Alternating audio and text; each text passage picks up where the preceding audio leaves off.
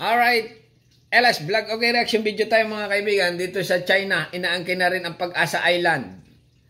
Teritoryo ng Pilipinas. Talaga naman itong China ay laging pasaway, matigas ang ulo mga kaibigan. Ayaw sumunod sa batas ng international na hanggang ngayon ay patuloy na inuutik-utik ang Pilipinas na sinasakop na nga. Okay, China, inaangkin na rin ang Pag-asa Island. Ibig sabihin ng island mga kaibigan, lupa na yon. Na ang paniniwala daw ng Chinese ay kanila talaga yon, totally kanila. Ay hindi naman pwede yung mga padali nila, yung mga Chinese na yan. Okay, ito na mga kaibigan ang balita. Dinidepensahan ng China ang presensya nito sa Pag-asa Island at sinabing nasa soberanya ng China ang isla. Yan mga kaibigan, nasa soberanya daw nila. Ibig sabihin ay kanila.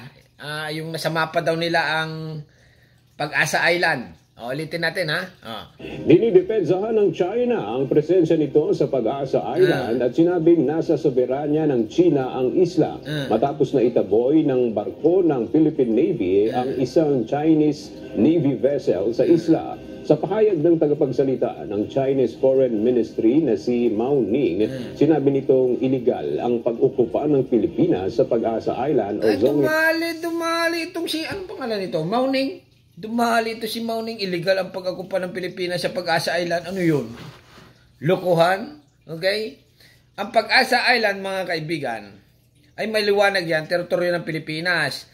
Ang daming nakatirang Pilipino dyan, may mga bahay na matagal na. Mga ninuno pa, panahon pa ni Kupong-Kupong.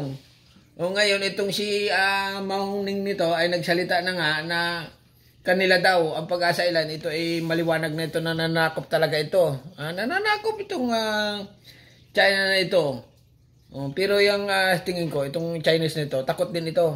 Nagbabanta lang ito. Amin itong babanata namin kayo, ganyan-ganyan. Okay? Nang brainwash lang ito, papadala ng barko. Strategy nila yan papadala ng barko para taboy-taboy yung mga Pilipino na mangingisda doon. Amin yan. Pero sa katotohanan talaga, itong mga Chinese ito, duwag yan mga yan. Duwag yan. Takot yan mga kaibigan kasi nga, natatakot din yan sa gira. Kunwari lang, mablap lang yan Tulad ng yung sabi nila, babanatan daw nila, girahin din nila yung Taiwan. Okay? Na probinsya daw nila, yung Taiwan ay palaban. Pero yung China, babanta. Sige, gigirahin ko kaya hanggang ngayon, nga. Wala. Ay, nag-ano lang ito. Talagang nananakop lang ito, mga kaibigan, ang China ng pag-brainwash lang, parang inaano lang nila, tinatakot lang nila mga Pilipino. Pero ang mga Pilipino, mga kaibigan, lalo na yung PCG ng Pilipinas, nanatiling matibay yan, malakas. Kasi nga, nandiyan ang Amerika. Kung sakaling magkagira yan, halimbawa ang China nag-declare ng gira, sige, ayaw nyo umalis sa Pag-asa, babanatan ko kayo, ganon. Kunwari lang yun. Pero ang katotohanan mga kaibigan, takot ito kasi nga, pag binanatan nila ang Pilipinas, babanatan sila ng Amerika, nandiyan na, papasok na rin yung Australia, India, yung mga allied mga kaibigan, Kaya itong China, yung mga padali ng China na inaangkin nila ang Pag-asa ay talagang sobra na. Grabe, ibang klase. Ulitin natin para maintindihan natin. Dinidepensahan ng China ang presensya nito sa Pag-asa Island at sinabing nasa soberanya ng China ang isla. Dati, pag nananakop ang China, dati doon lang sila sa malayo Yung kanilang Chinese Coast Guard, dati na doon lang yan Nung mga ilang taon na, gumano na. Ito na yung Pilipinas, yung mapa ng Pilipinas. Amin ito. Ngayon, inaano nila. Nung panguling ilang taon na, dito na. Okay? Papuntahin po, pa-adjust. Amin ito. Okay. Nung medyo, nandito na. Ngayon, nandito na. Pati lupa na, dadali na Nadadali na yung, dulo. Okay? Nadadali na yung kalupaan ng Pilipinas. Kasi nga, hanggat itong China na ito ay talagang dapat binubba ito talaga ng tubig para lumayas. Okay? Kaya lang Amerika mga kaibigan, ay sabi ng Amerika, hanggat hindi pa may nangyayari talagang act of war, yung mga gira-gira na ganyan, hindi pa sila makikialam. Okay? Pero sa tingin ko naman dito, itong China talaga ay lang ito, nang angkin lang, nang nananakop, ng utay-utay. Okay? Hindi na nila dinadaan sa gira. Pero pag ito, mga kaibigan, pag ito ay binumba rin ng tubig ng Pilipinas, siyempre, itong China, gaganti yan. Okay? Magkakaroon ng akupuar ngayon. Okay? Itong China nito, babalik na yan sa China. Matatakot yan. Kasi ang mga ugali ng Chinese, mga kaibigan, magaling lang mag-block ito sa personal. Pero pag ginanon mo yan, halimbawa naglalakad Chinese, gaganunin mo, takbo yan pauwi. Ganun ang ugali ng Chinese. Kaya, kunwari lang yan, pag ganyan-ganyan, siga. Parang ganun na rin yan sa Palawan, sa Pag-asa. Pasiga-siga. Pero pag binumba mo na tubig yan, karipas na, pabalik na ng China yung mga yan. Paluko-luko, di ba? Pangit yan ganyan. Di pwede yan. Nanggigigil ako dito, mga kaibigan. Alam mo yung bakit? Kasi ang Pag-asa Island ay napakagandang lugar yan. Okay? Maraming mga Pilipino na nakatira dyan. Nung araw pa, panahon pa ni Kupong-Kupong. Ngayon, sinasabi nila na kanila ang Pag-asa Island ay hindi pwede yan, mga ganyan. Banatan yan, mga kaibigan.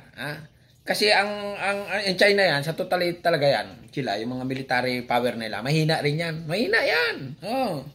Kala ng yung mga show-show lang nila ng mga parade na mga tangke de gira, missile.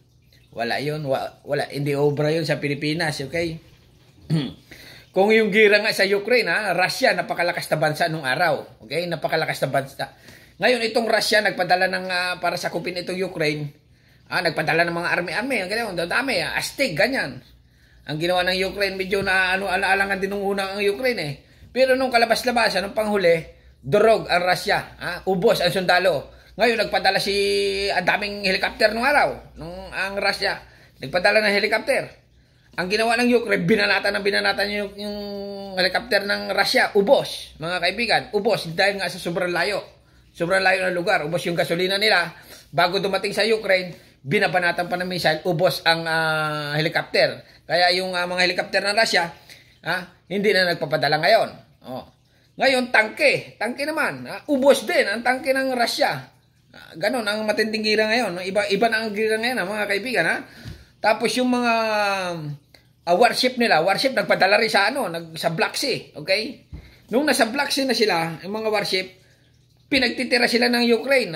Ubos. Kasi nga ang takbo ng warship, ganyan lang yan, mabagal lang yan. Pag missile, ganon, puro drone. Ubos. Ngayon itong China, mga kaibigan, kung sakaling sumalakay ito sa Pilipinas, malayo rin yan Okay, malayong lugar ito China, bago Pilipinas. Bago yan dumating siguro makaka-enter yan sa mga ganon. Pero mga warship niyan, sa dagat yan, mahihina lang takbo niya, mga kaibigan. Palibutan mo lang ng missile yan, kaya drone, ubos yan. Kaya itong China nito, na mablock lang talaga ito, takot din ito sa gira, sigurado. 100%, mga kaibigan. Pero dito, balik tayo sa Pag-asa Island na sinasakop ng China. Ay ano lang ito? Inidepensahan ng China ang presensya. Pang-ano lang ito, pambubudo lang ito ng China. Para lang talagang masabi nila, kanila. Pero, bala na sila. Inyo kung inyo. Pasok kayo dito sa amin, ang banatan ko kayo. Ganon. Di ba? Talagang nakakahibla itong China na ito. Paliwanag niya, kanila daw, kanila. Kung tayo kayo manakop, anong maramdaman nila? Siyempre, kaya lang hindi ganun ang Pilipino. Ibang ugali ng Pilipino, bait, magalang, mapagmahal, masunurin.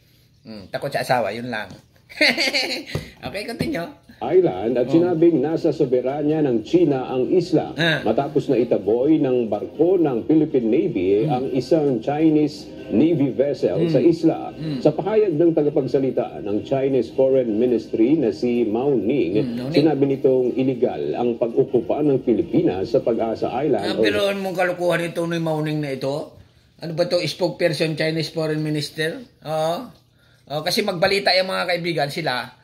Talagang kung anong sa China kasi pag binabalita nila parang yung Pilipinas talagang minamarder nila. Minamarder nila mga kaibigan. Sinasabihan nila ay wala iyan, mga Pinoy, ganyan yan. Utot yan mga yan. Kaya dapat pag ikaw ng vlogger ka, tirahin mo rin ng tirahin itong mga Chinese mga kaibigan. Duwag yan, wala yan, utot din kayo. Ganun dapat. Huwag nyo ipagtanggol yung kasi nga. Mga kaibigan, teritoryo ng Pilipinas inaangkin ng China. Ano pang gagawin mo? Siyempre, lumaban ka. Di ba? Hindi ka man lumaban sa mga gira, siyempre sa social media. Duwag, mga kaibigan, duwag yan. Takot yan mga yan. Magaling naman mang-block yan. Okay? Zhonghe Island at seryosong paglabag ito sa soberanya ng China.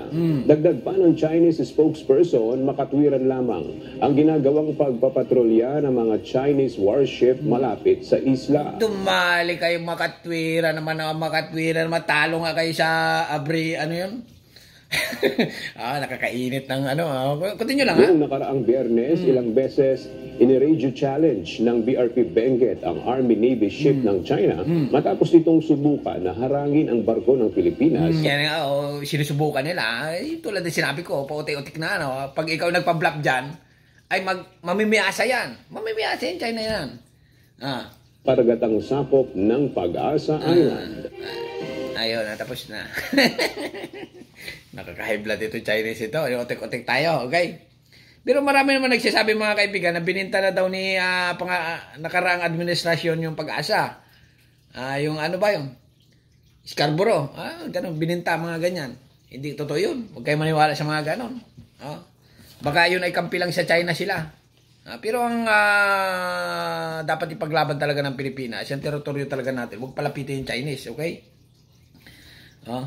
Taka ang Amerika nagagalit, ay gigil na eh.